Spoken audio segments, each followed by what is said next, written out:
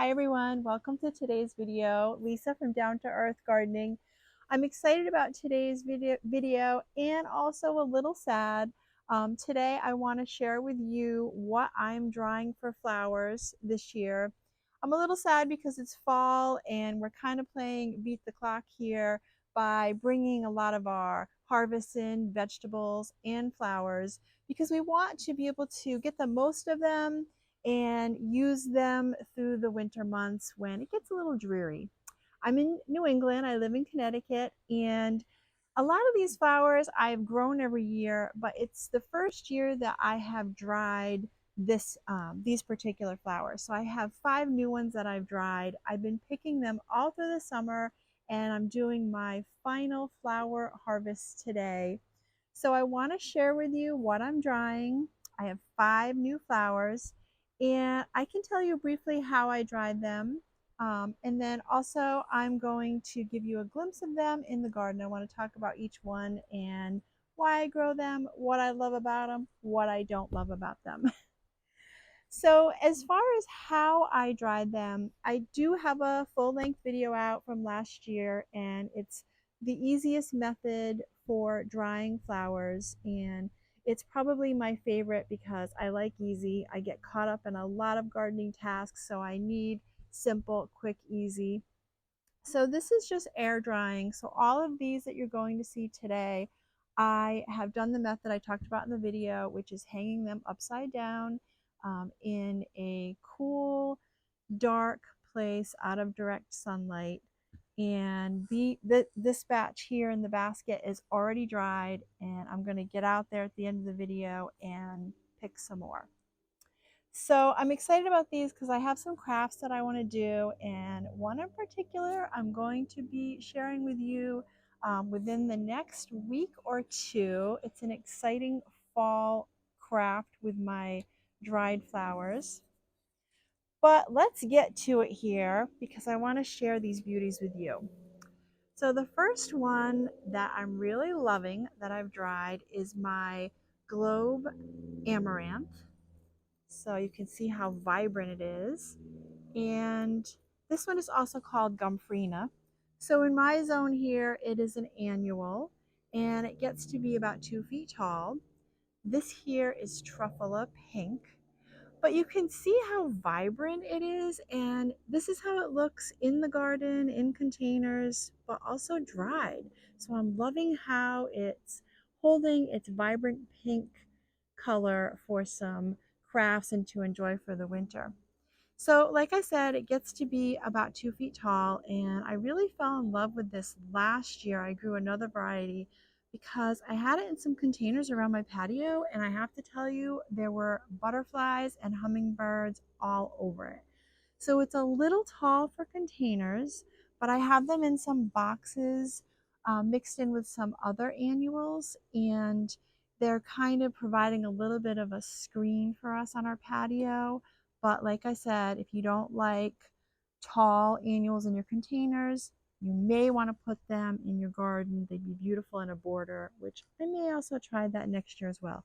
I started these from seed in my zone. It's good if you can get a head start with these indoors, or just go ahead to your local nursery and buy some nursery plants. They are well worth it.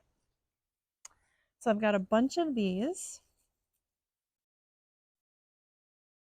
And then the other flower that's also an annual that I've been experimenting with is drying my marigolds.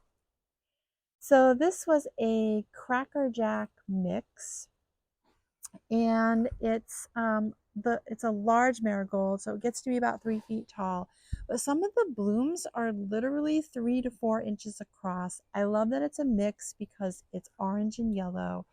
And I think for some crafts, it's going to add a nice pop of orange and yellow, some nice warm colors. So maybe you'll be seeing this in my fall craft video.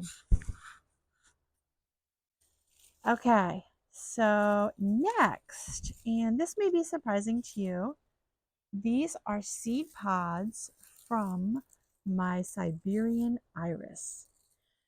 So I love this perennial. it is a pretty hardy perennial in my zone.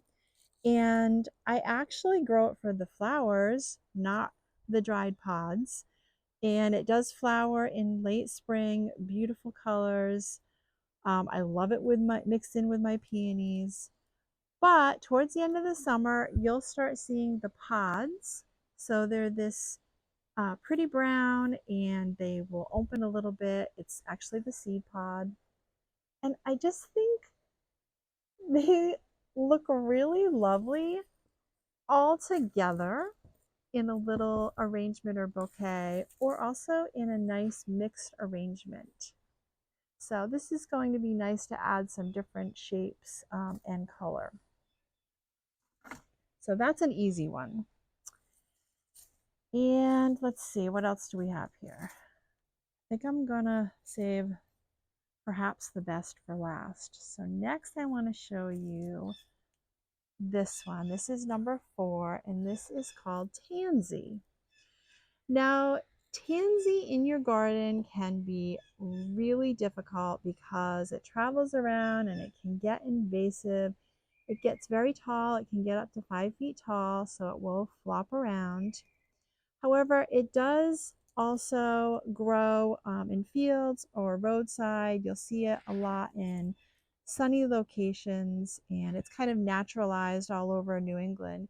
And so I don't have this in my garden. I went foraging for this one here. So this one's kind of a freebie, but I do love tansy in even fresh bouquets as well as dried because it has these little petite yellow flower heads.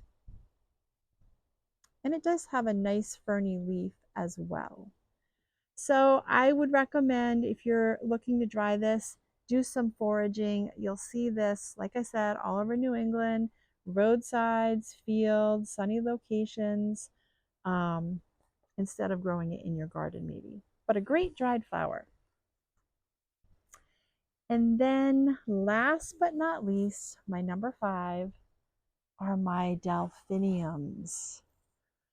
Man, do I love these.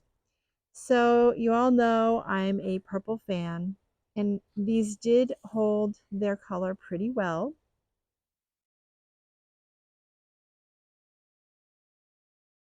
So these are from my Magic Fountains mix, and I'm so happy to be able to dry these and bring them inside, because what I will tell you about delphiniums in my zone is they're not super hardy. So they're kind of hit or miss here, and I just feel really lucky to be able to have these for the winter. But this mix is really beautiful if you can grow it in your zone, and give it a try in my zone here. I'm in zone 6A. Sometimes you may be surprised and it will come back, but it's well worth it even if you're using it as an annual. So the mix will come in different colors of purples, pinks, a little bit of blue, and some whites. So it's a beautiful mix, and it's a really lovely flower to dry. And I have noticed, even though it's more of an early summer flower in the garden, that I am getting a few right now in the fall that are popping back. So a nice light reflower. So I'm pretty happy about that. So I'm hoping to find some out in the garden today to harvest on my last round of harvesting. So here they are in all their glory, and I'm pretty excited to be bringing these in. You all know that I dry my hydrangeas and my lavender every year. Those are staples that I bring inside, but these are just something a little different that I wanted to share with you. So if you stay tuned, you can join me out in the garden. I'm going to pick a few more and hang them to dry.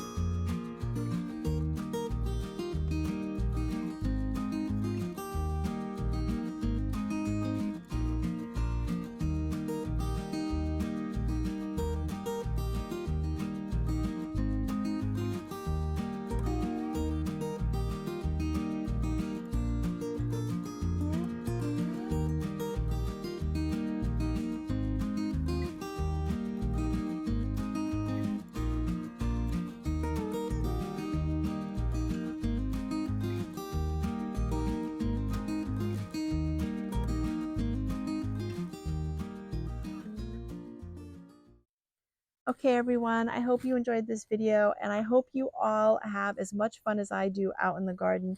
Thank you so much for joining me. If you like this video, please go ahead and tap like and hit subscribe for lots more gardening fun.